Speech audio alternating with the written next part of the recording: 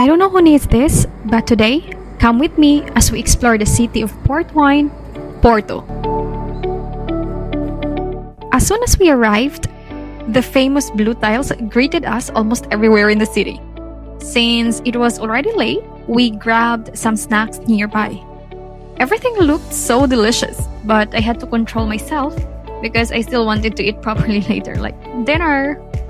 The place looked so fancy though, and it's just around the corner of Capella das Almas, or the Chapel of Souls.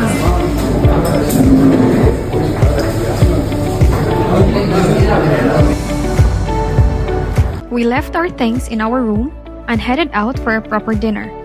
Our feet brought us to Time Out Market, where you can find a variety of cuisines at reasonable prices.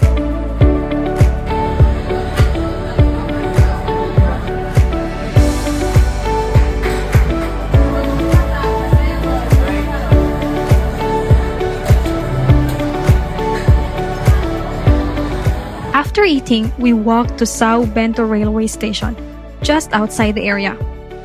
It is world famous for its stunning main hall, covered with around 20,000 blue and white azulejo tiles depicting scenes from Portuguese history, royal events, and traditional rural life. And it was opened in the early 1900s. That's it for day one. See you tomorrow.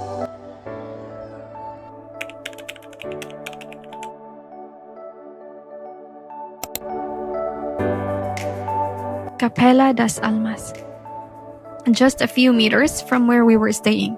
It was still closed, so we weren't able to see the inside. And a quick walk past this eye-catching mural.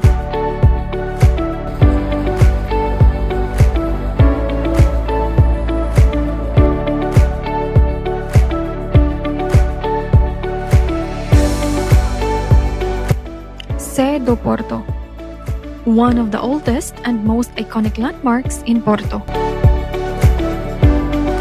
We went inside to explore its hidden beauty, and it was worth it. The construction of this cathedral began in the 12th century, and over time, Gothic and Baroque elements were added. The cathedral has played an important role in many religious, political, and royal events throughout Portuguese history. Its cloister is especially beautiful, with traditional blue and white tiles depicting religious scenes. And this is the view just outside the cathedral.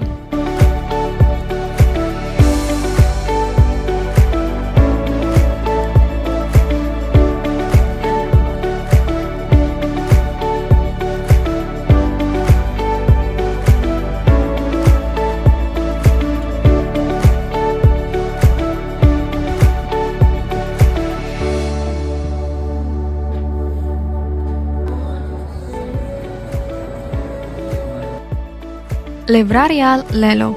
Did you know that many visitors connect this bookstore to Harry Potter because J.K. Rowling lived in Porto in the early 1990s, and fans believe it may have inspired Hogwarts.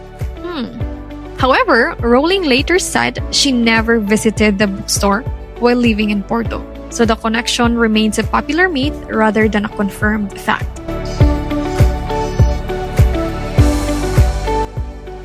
Torre dos Clérigos, a symbol of Porto that dominates the city's skyline.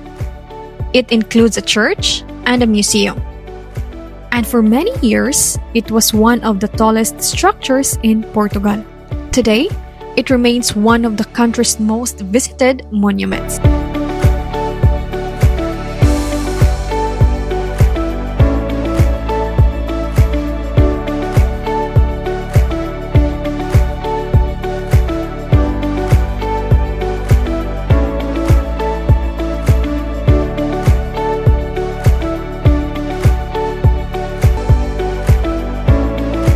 Climbing to the top gives you a 360 degrees view of Porto, including the cathedral, Dom Luis I Bridge, the Douro River, and the historic rooftops.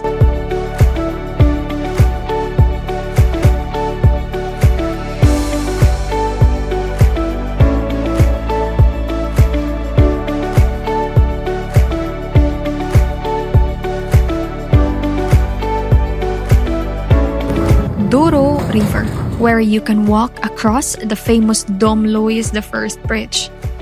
And at the end of the bridge, you will find one of the best spots in the city to watch the sunset and enjoy the view over Porto's historic center. Definitely a must-visit place.